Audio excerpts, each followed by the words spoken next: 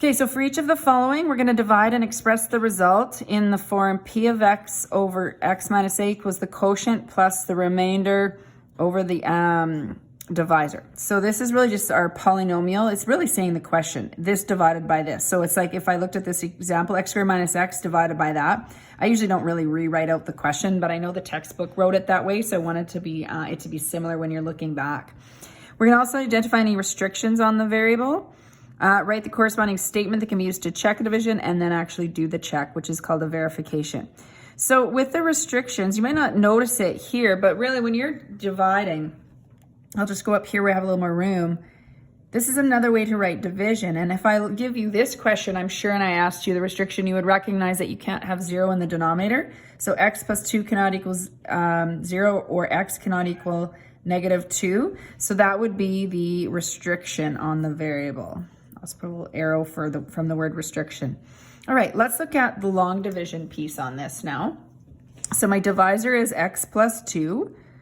So I'm going to put that out front, and I'm going to put my dividend, x squared minus x minus 6 here. And what you're going to ask is, how many times does x go into x squared? Well, we don't necessarily think this that way with polynomials. So another way I would ask this is, what times x gives me x squared? So you could probably all think of x. So x times x gives me x squared, and that's exactly what we're going to do to get the next line. X times x is x squared, and we have to multiply it through the 2 as well. So x times 2 is positive 2x. So that's what we're going to be subtracting. So I'm going to put my brackets here and a subtraction sign.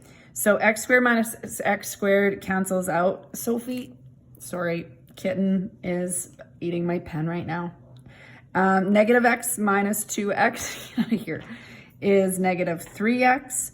Bring down the negative 6. So how many times does x go into negative 3x?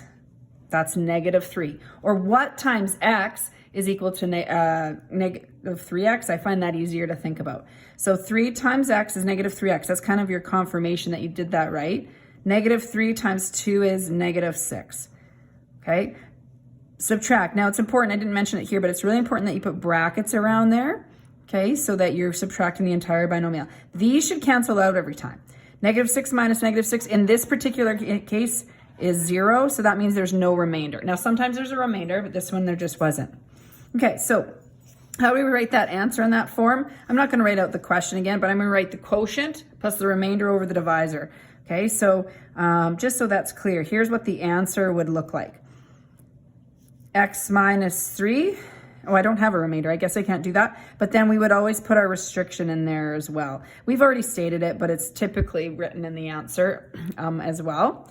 For to verify, you're just going to multiply your two numbers together. X plus 2 times x minus 3. So we would FOIL that out.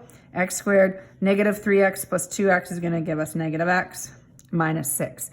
Now, some of you might have recognized that now that we verified that if I have x squared minus x, if I just factored it, I would have gotten both of these, and I already was given that. And we will talk about that further. If there was a remainder, that wouldn't be true, but there is a connection between the factoring and the dividing, which will be our goal in this unit moving forward as well.